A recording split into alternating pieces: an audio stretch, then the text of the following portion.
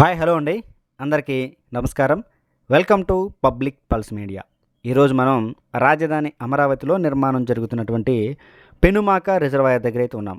గత కొన్ని రోజులుగా అసలు ఈ పెనుమాక రిజర్వాయర్ గురించి ఎలాంటి అప్డేట్ అయితే మనం ఇవ్వలేదు.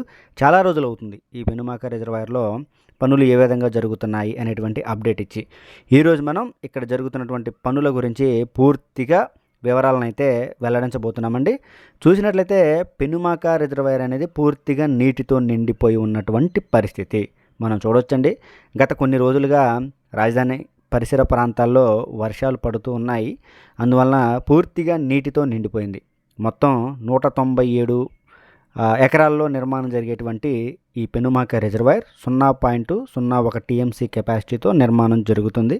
చూసినట్లయితే కొంత భాగం ఇదంతా కూడా చూడొచ్చండి, స్టోన్ పిచ్చింగ్ ఇదంతా కూడా జరిగింది.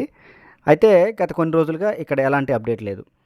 ఇక్కడ మనం క్లియర్గా మాట్లాడుకోవాల్సినటువంటి అంశం ఏంటి అంటే, చాలామంది మనల్ని ఏమని అడిగారు, అంతేకాకుండా అమరావతి అంటే నచ్చని వాళ్ళు కూడా పెనుమాక రిజర్వాయర్ అనేది పూర్తిగా మునిగిపోయింది, పూర్తిగా నీటితో నిండిపోయింది, అసలు పనులు జరగడానికి అక్కడ ఆస్కారం లేని విధంగా నీరైతే వచ్చేసింది, ఎన్ని నీటిని బయటికి తోడిపోస్తున్నా కానీ అక్కడ నీరైతే ఇంకా పెరుగుతూనే ఉంది కానీ తగ్గడం లేదు. అందువలన పెనుమాక రిజర్వాయర్లో పనులు ఆగిపోయాయి అని కామెంట్లు రకరకాల న్యూస్లో కూడా మనం చూడడం జరిగింది. ఈ పరిస్థితుల్లో అసలు పెనుమాక రిజర్వాయర్లో పనులు ఎలా జరుగుతున్నాయి అనేటువంటి పూర్తి వివరాలను మీకు ఇప్పుడు నేను తెలియజేస్తాను. ఇక్కడ మనం చూడొచ్చండి, ఇక్కడ మనం చూస్తున్నటువంటి ఈ డ్రెడ్జింగ్ అంతా కూడా పెనుమాక రిజర్వాయర్లోనే జరుగుతూ ఉంది. వెనుక వైపున కూడా 2 ప్రొక్లైనర్లు, భారీ ప్రొక్లైనర్లో పని జరుగుతూ ఉంది. అసలు ఇక్కడ ఈ పెనుమాక రిజర్వాయర్లోకి ఇంత ఎక్కువగా నీరు రావడానికి గల కారణం ఏంటి అంటే, మనం చాలాసార్లు చెప్పామండి, కొండవీడు వాగు, పాలవాగు ఈ 2 ఎక్కడైతే కలుస్తాయో అక్కడ ఈ పెనుమాక రిజర్వాయర్ని నిర్మాణం చేస్తున్నారు. కాబట్టి 2 కాలువలు కలిసే ప్రాంతం కనుక 2 కాలువల ద్వారా వచ్చేటువంటి నీరు ఈ పెనుమాక రిజర్వాయర్లోకి చేరుకుంటుంది. అంతేకాకుండా ఇప్పుడు వర్షాలు పడుతూ ఉన్నాయి కదా, ఈ వర్షాలు పడినటువంటి కొద్ది గొప్ప నీటిని మొత్తాన్ని కూడా ఈ పెనుమాక రిజర్వాయర్లోకి రావడం జరిగింది. అంతేకాకుండా ప్రతి బ్రిడ్జి దగ్గర కూడా ఎక్కడెక్కడైతే పాలవాగు మరియు కొండవీడు వాగుపై నిర్మాణం చేస్తున్నారు బ్రిడ్జిలు, అన్ని బ్రిడ్జిల దగ్గర కూడా నీరు వెళ్ళడానికి అనుకూలమైనటువంటి పరిస్థితిని అయితే కల్పించడం జరిగింది. అందువలన అది చిన్న వర్షం కానీ పెద్ద వర్షం కానీ ఎలాంటి వర్షం కురిసినా కానీ ఆ నీరంతా కూడా ఈ పెనుమాక రిజర్వాయర్లోకి వస్తుంది. ఈ పెనుమాక రిజర్వాయర్లోకి వచ్చిన తర్వాత ఇక్కడ నుంచి ఇంకాస్త దూరం ప్రయాణించి అక్కడి నుంచి కొండవీడు ఎత్తిపోతల పంపింగ్ హౌస్ ద్వారా కృష్ణానదిలో కలుస్తుంది, లేదంటే బకింగ్హామ్ కెనాల్లో కొంత భాగం కలుస్తుంది. ఈ విధంగా ఉంటుందండి దీని యొక్క స్వరూపం. అందువలన ఈ పెనుమాక రిజర్వాయర్లోకి నీరు ఎక్కువగా చేరిన మాట వాస్తవమే. ఎందుకంటే ఎక్కడో అనంతవరం నుంచి గ్రావిటీ కెనాలు ఆ చుట్టుపక్కల నుంచి వచ్చేటువంటి నీరంతా కూడా ఈ విధంగా పెనుమాక రిజర్వాయర్లోకి రావడం వల్ల ఇది నిండిపోయింది. అయితే ఇక్కడ భారీ మోటార్లతో బయటికి కొట్టి నీటిని పంపించి వేస్తున్నా కానీ నీరు అదే విధంగా ఎక్కువగా వస్తుంది అనేటువంటి వార్త ఏదైతే ఉందో అది పూర్తిగా అవాస్తవం. ఇక్కడ వర్షపు నీరు వచ్చింది కదా, ఆ వర్షపు నీటిని పంపుల ద్వారా ఏమి బయటికి పంపించడం లేదు. ఎందుకంటే వాటర్ అనేది డ్రెడ్జింగ్కి చాలా అవసరం. మనం చూడొచ్చు, ఇది కేవలం మనకి ఇక్కడ క్లియర్ కనిపిస్తుంది చూసారా, ఇది వాటరే వస్తుందని మనం అనుకుంటూ ఉన్నాం. కానీ ఈ డ్రెడ్జింగ్ మిషన్ ద్వారా లోతుగా తవ్వుతూ నీటిలో పెనుమాక రిజర్వాయర్లో మట్టి నీటిని కలిపి ఈ విధంగా బయటికి పంపు చేయటం వలన ఎక్కడైతే నీరు మట్టి ఈ విధంగా కలిసి బయటకు వస్తుంది. ఇక్కడ తర్వాత ఈ నీరంతా కూడా తిరిగి మరలా పెనుమాక రిజర్వాయర్లో కలిస్తే మట్టి అంతా కూడా అక్కడే ఉండిపోతుంది. ఆ ఉండిపోయినటువంటి మట్టిని ఈ ప్రొక్లైనర్ అనేది బయటికి తీసి వేస్తుంది. మనం దూరంగా చూసాం కదా ఇందాక, 2 ప్రొక్లైనర్లో హైట్గా ఉండి పనులు జరుపుతూ ఉన్నటువంటి పరిస్థితిని మనం అయితే చూసాము.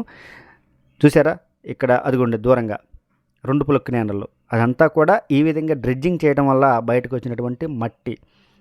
ఈ విధంగా పెనుమాక రిజర్వాయర్లో పనులైతే జరుగుతూనే ఉన్నాయి. మనందరికీ పెనుమాక రిజర్వాయర్లో పనులు జరగడం లేదేమో అని అనిపిస్తుంది. ఎందుకంటే బయట నుంచి బస్సులో కానీ బైక్ పైన కానీ వెళ్తూ ఉంటే పెనుమాక రిజర్వాయర్లో ఎలాంటి మిషనరీలు కనిపించవు, ఒక డ్రెడ్జింగ్ మిషన్ తప్ప.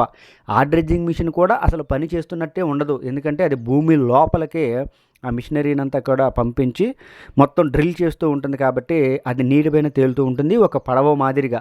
అందువల్ల ఈ పెనుమాక రిజర్వాయర్లో పనులు జరుగుతున్నట్టు అసలు మనకు కనిపించదు, కానీ చాలా క్లియర్గా దగ్గరికి వెళ్ళి చూస్తే మనకు అర్థమవుతుంది. పెనుమాక రిజర్వాయర్లో కూడా నాన్ స్టాప్గా పనులు జరుగుతూ ఉన్నాయి. దానికి ఉదాహరణ మీరు చూస్తున్నారు, ఈ డ్రెడ్జింగ్ ఇదంతా కూడా చూసారా. ఇదిగోండి, దూరంగా మీకు నేను చూపిస్తాను చూడండి. ఇవన్నీ ఈ 2 ప్రొక్లైనర్లు ఎంత పెద్ద పెద్ద మట్టి కుప్పల మీద ఉన్నాయి చూసారా. ఇదంతా కూడా డ్రెడ్జింగ్ చేయటం వల్ల బయటకు వచ్చినటువంటి మట్టి. చాలా దూరం నుంచి మనం జూమ్ చేసి మరీ ఈ వీడియోని క్యాప్చర్ చేస్తున్నాం. అందువలన ఇవి చాలా పెద్ద పెద్ద ప్రొక్లైనర్లు కూడా. లోతైతే తవ్వే పని జరుగుతూనే ఉంది. మనకి కనిపిస్తున్నట్టు పెనుమాక రిజర్వాయర్లో పనులేమి జరగకుండా లేవు, పనులైతే హ్యాపీగానే జరుగుతూ ఉన్నాయి. మనం ముందే చెప్పుకున్నాం, డ్రెడ్జింగ్ చేయాలి అంటే వాటర్ ఉండాలి. వాటర్ ఖచ్చితంగా ఉంటేనే నీరు మట్టి 2 కలగలిపి బయటికి పంపిస్తూ ఉంటారు. అందువలన నీరైతే ఉండాలి. చూసారా, మనం చూస్తుందంతా కూడా పెనుమాక రిజర్వాయరే. ఇంకొక వాస్తవమైన మాట ఏంటంటే, వర్షాల వలన నీరు రావడం సహజమే. ఎందుకంటే బాగా లోతుగా ఇక్కడ తవ్వకం చేస్తున్నారు కాబట్టి ఎక్కడ పల్లం ఉంటే అక్కడికి నీరైతే వస్తాయి. అందువలన కాలువలు 2 కాలువలు కలిసే ప్రాంతం కాబట్టి మరీ ముఖ్యంగా ఈ రిజర్వాయర్లోకి నీరు రావడం అనేది సహజమే. కాకపోతే మనం చూసినట్లు శాఖమూరు సెంట్రల్ పార్కు, అలాగే ఇంకొక రిజర్వాయరు నీరుకొండ రిజర్వాయరు. ఈ నీరుకొండ రిజర్వాయరు శాఖమూరు సెంట్రల్ పార్కులో పనులు అయితే చాలా వేగంగా జరుగుతున్నాయి. ఎందుకంటే అక్కడి నుంచి నీటిని బయటికి పంపించి ఈ పెనుమాక రిజర్వాయర్లోకి వస్తాయి కనుక. ఇక్కడేమో డ్రెడ్జింగ్ ద్వారా పనులు జరుగుతూ ఉన్నాయి. ఇదిగో క్లియర్గా మనం చూడవచ్చండి. ఇది చాలా సైలెంట్గానే మనకు అనిపిస్తుంది, కానీ పని అయితే జరుగుతూ ఉంది. ఇది పెనుమాక రిజర్వాయర్ గురించి పూర్తి అప్డేటు. ఇక తరువాత అండి, రాజధాని అమరావతిలో నేనైతే ఇప్పుడు E6 రోడ్డు మరియు N10 రోడ్డు జంక్షన్లో ఉన్నాను. ఈ జంక్షన్లో తార్ రోడ్డు నిర్మాణం జరుగుతుంది. E6 రోడ్డు గుండా ఆర్టీసీ బస్సులు కూడా నడుస్తూ ఉన్నాయండి. ముఖ్యమైనటువంటి గమనిక, హైకోర్టు భవన్ నుంచి సచివాలయం దాకా ఈ E6 రోడ్డు ద్వారా బస్సులు అయితే ప్రయాణం చేస్తూ ఉన్నాయి. చూసేవారందరూ కూడా క్లియర్గా నోటీస్ చేయవలసినటువంటి విషయం, హైకోర్టు మరియు సచివాలయం ఈ రెండింటి దగ్గర నుంచి బస్ సర్వీస్ అయితే ఉంది. ఎవరైనా కానీ అటు వెళ్తే ఈ సర్వీస్ని యూజ్ చేసుకోవాల్సిందిగా చెప్తూ ఉన్నాం. ఇక తర్వాత మనం ఆ జంక్షన్ పాయింట్లో తార్ రోడ్డు నిర్మాణం జరుగుతుంది.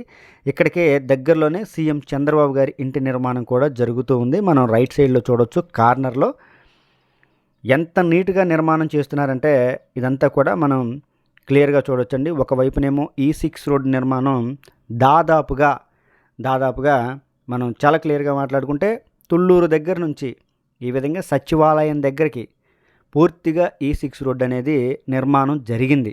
దాదాపుగా 90% నిర్మాణం జరిగింది. ఈ కారు ఇదంతా వస్తుంది కదా, అది E6 రోడ్డు అయితే మనం నిలబడిందే N10 రోడ్డు. ఈ N10 రోడ్డు కూడా జంక్షన్ పాయింట్. అసలు ఎంత పెద్ద జంక్షన్ అంటే అండి, ప్రతి రోడ్డుకి ఫ్రీ లెఫ్ట్ అయితే ఉంది. ప్రతి రోడ్డుకి ఫ్రీ లెఫ్ట్ ఇచ్చారు. అంటే రేపటి రోజున ఈ ప్రాంతంలో సిగ్నల్స్ పెట్టినా కానీ ఫ్రీ లెఫ్ట్ ద్వారా వెళ్ళిపోయేటువంటి పరిస్థితి అయితే ఉంది వెహికల్స్కి.